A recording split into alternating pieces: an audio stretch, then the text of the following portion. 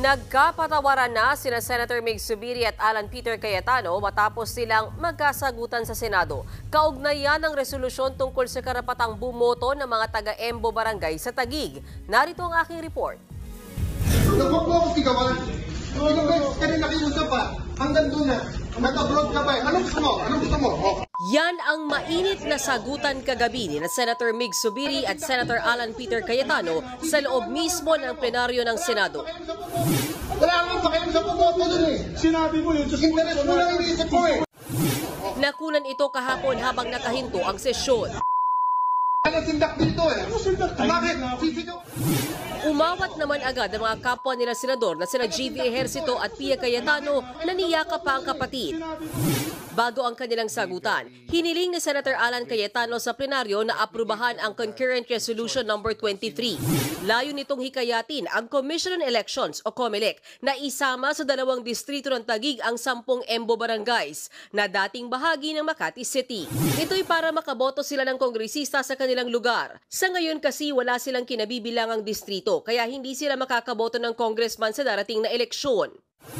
There's one struggle that they need the help of Congress, which is to be able to run for Congress. We should not take out their right to have a representative and to vote for a representative.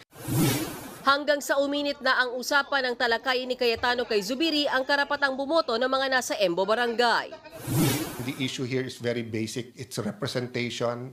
It is suffrage. The people of the Embos will be very grateful that we gave them the choice, di ba? Sinong gustong tumakbo at sinong gustong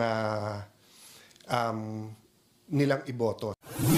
Giit ni Senator Cayetano na asawa ni Taguig City Mayor Lani Cayetano, wala naman silang magiging pakinabang kung maipasa ang nasabing resolusyon. My wife as mayor, sinabi na ng COMELEC, pwede siyang tumakbo. And pwede siyang iboto sa Embo. So with or without this resolution, wala tong epekto sa aking wife, sa vice mayor, sa konsehal. Wala naman daw itong problema kay Senator Zubiri pero wala raw sa agenda ng Senado kahapon na pag-usapan ang tungkol sa mga Embo Barangay. Gusto rin daw muna itong ipaalam ni Zubiri kay Senator Nancy Binay na taga Makati City. Kaya siya humingi ng 1-minute suspension. Pero tumagal ito ng hanggang 6 na minuto. Dito na nangyari ang sagutan sa viral video.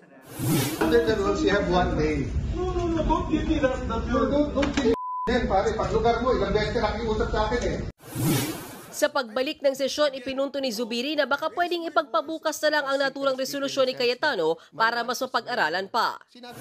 Ang akin lang sana, explain sana sa amin ano itong pag-usapan natin. Yun lang. Biglaan eh. We don't wanna be like other establishments na ano lang tayo, in the midnight hour we're passing measures.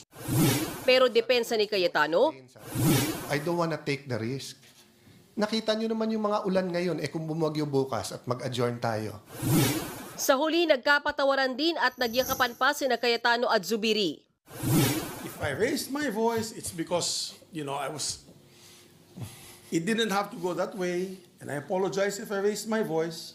Okay, ang akin dyan, if it will help you, maybe we can pass this, we can take it up tomorrow. So if you're apologizing for raising, I also apologize for raising my voice, my friend. Ang isa sa mga umawat ni si Senator G.V. Ejercito, kinabahan daw na baka umabot sa pisikalan ang tensyon kagabi. Nakahanda na rin ako kung talagang mag-aabutan sila. Kainitan talaga. Pagod na rin siguro lahat. Inadopt din ng Senado kagabi ang Concurrent Resolution No. 23 at dahil hindi naman ito batas, ang tanging magagawa lamang nito ay maipaabot ang panawagan ng Senado sa COMELEC na hanapan ng paraan kung paano makakaboto ang mga residenteng sakop ng nasabing 10 Embo Barangays. Mahalaga daw na maipaabot agad ito ng Senado sa COMELEC dahil sisimulan na ang filing ng Certificate of Candidacy mula October 1 hanggang October 8. Ipinagtataka naman ni Senator Binay ang anyay timing ng resolusyon ni Cayetano. Mungkahin ng senadora.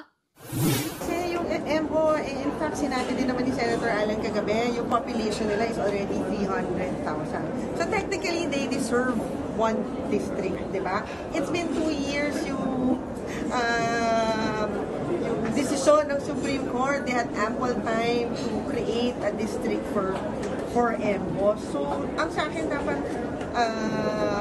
deserve that one slot based on their population.